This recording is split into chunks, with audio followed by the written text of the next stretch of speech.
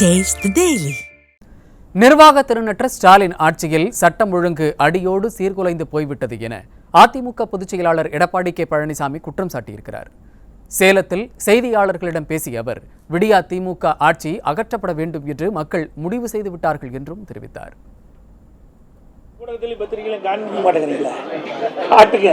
எங்களுடைய சுற்றுப்பயணம் எந்த அளவுக்கு வேகமாக விறுவிறுப்பாக மக்கள் எழுச்சி ஓடு இந்த சுற்றுப்பயண நிகழ்ச்சியில பங்கு பெறார் என்பதையெல்லாம் ஊடகங்களும் பத்திரிகைகளும் தயவு செய்து வெளிச்சம் போட்டு காட்டினீங்களா இன்னும் எங்களுக்கே ஒரு மகிழ்ச்சியா இருக்கும். ஏன்னா இந்த ஆட்சி அகற்றப்பட வேண்டும் என்று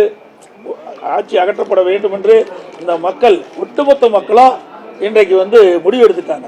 அதனால மக்களுடைய எழுச்சி பார்க்கின்ற பொழுதே இந்த ஆட்சியை அகற்றப்படுவதற்கான காரணம் நம்ம தெரிஞ்சிட்டோம். ஏன்னா இந்த ஆட்சியில எந்த மக்களுக்கு எந்தவித நன்மையும் கிடைக்கல. நீங்க சொன்ன மாதிரி சட்ட ஒழுங்கு அடியோடு சீர்குலைந்து போச்சு, எல்லா துறையும் ஊழல் மலிந்து போச்சு.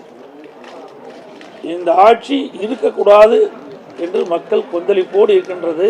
அதை என்னுடைய சுற்றுப்பயணத்தின் போது அவருடைய ஆரவாரம் அவருடைய எழுச்சி பார்க்க தெளிவாக தெரியுது.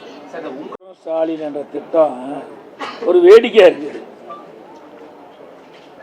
அவருக்கு விளம்பரம் செய்ய வேணும், மக்களை கவர்ச்சிகரமாக இழுக்க வேணும். அடுத்த ஆண்டு நடைபெற்ற சட்டமன்ற தேர்தலுக்கு இப்போ உங்களுடன் ஸ்டாலின் நாடகத்தை அரங்கேற்றிருக்கிறார். ஏன் 4.5 ஆண்டு காலம் மக்களுக்கு செய்ய வேண்டிய பணிகள்லாம் செய்யல? நீங்க அந்த விளம்பரத்தாளில் பார்த்தீங்கன்னா நிறைய அடிச்சு வெளியிட்டு இருக்கிறாங்க.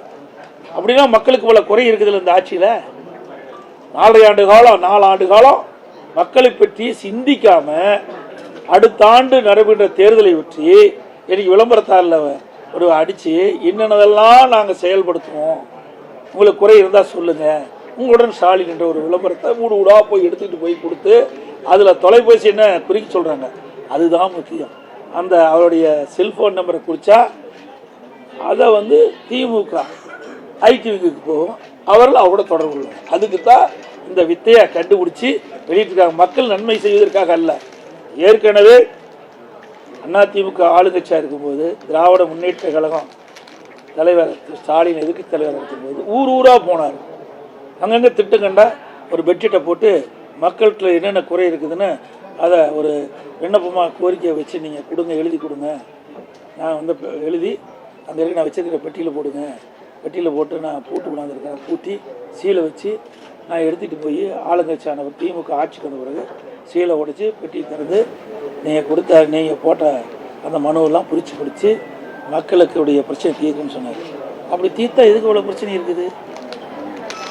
எல்லாமே ஒரு ஷோ, எல்லாம் மக்களை ஏமாற்றுவதற்காக போடுகின்ற நாடகம். பயன்படுத்தினா தானே அவர் தொலைபேசி என்ன கொடுப்பாங்க, மற்றவங்க போய் கேட்டால் கொடுக்க மாட்டாங்கல்ல. ஆக இது தந்திரமா மக்களை ஏமாற்றி அவருடைய கைபேசி எண்ணை பெற்று அந்த ஐடிவிங் கொடுத்து அவர்கள் அதிலிருந்து உரையாடுவதற்கு வாய்ப்பா இதை பயன்படுத்தினார்.